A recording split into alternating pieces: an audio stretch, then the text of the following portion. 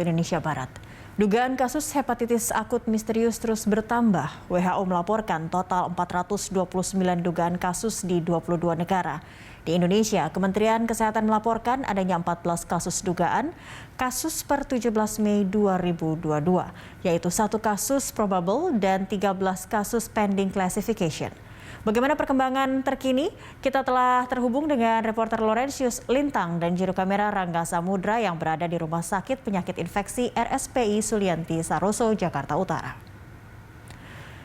Ya Loren, ada update terbaru apa yang Anda dapatkan terkait hepatitis akut misterius yang jumlah dugaan kasusnya ini dinyatakan terus meningkat baik secara global maupun di Indonesia? Ya, selamat siang Cakri. Memang berdasarkan dari update terakhir dari Kementerian Kesehatan pada tanggal 17 Mei 2022, ini terdapat 14 kasus dugaan kasus hepatitis akut misterius yang ada di Indonesia. Di mana pembagiannya dari 14 kasus ini, 13 kasus dimasukkan dalam kategori pending classification dan 1 kasus dimasukkan dalam kategori probable. Untuk kasus probable sendiri, 1 kasus probable ini ditetapkan begitu setelah dilakukan pengecekan begitu di mana terdapat setelah dicek hepatitis A, B, C, D, dan E-nya ini mendapatkan hasil non-reaktif dan juga dari patogen lainnya ini juga negatif sehingga akhirnya ditetapkan untuk 1 kasus ini sebagai kasus probable.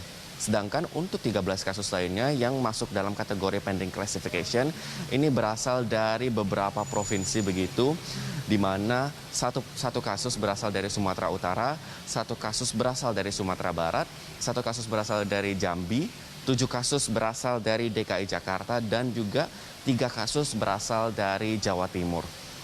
Jika kita bandingkan begitu Cakri dengan beberapa update terakhir sebelumnya yang dikeluarkan oleh Kementerian Kesehatan, pada saat itu memang terdapat penurunan di mana sebelumnya Kementerian Kesehatan mencatat terdapat 18 kasus dugaan hepatitis akut misterius di Indonesia.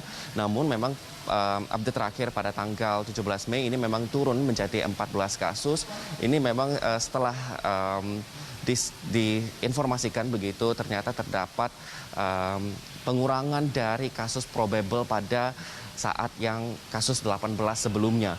Jadi memang setelah dilakukan penelusuran dan juga pengecekan ternyata dari beberapa kasus probable pada saat itu juga sudah didiscarded ataupun dikeluarkan karena sudah diketahui penyebabnya berasal dari penyakit lain, bukan dari dugaan dari kasus hepatitis akut misterius yang ada, di mana Kementerian Kesehatan sendiri juga sudah menetapkan begitu beberapa fasilitas kesehatan untuk penanganan dari kasus hepatitis akut misterius di Indonesia, di mana salah satunya adalah Rumah Sakit RSPI Sulianti Saroso, tempat saya saat ini melaporkan saat ini, yang juga merupakan center of command dari rujukan begitu untuk kasus infeksi yang ada di Indonesia. Tentunya kita harapkan dengan adanya penanganan dan juga mitigasi yang baik dari Kementerian Kesehatan, kita dapat mencegah penularan dari kasus hepatitis akut misterius di Indonesia. Tentunya dari masyarakat juga diminta untuk menerapkan pola hidup sehat dan juga bersih, seperti mencuci tangan dengan baik begitu dan juga mengkonsumsi makanan yang sehat. Kembali ke Anda, Cakri. Terima kasih Laurentius Lintang dan juru kamera Rangga Samudra melaporkan langsung dari RSPI Sulianti Saroso. Selamat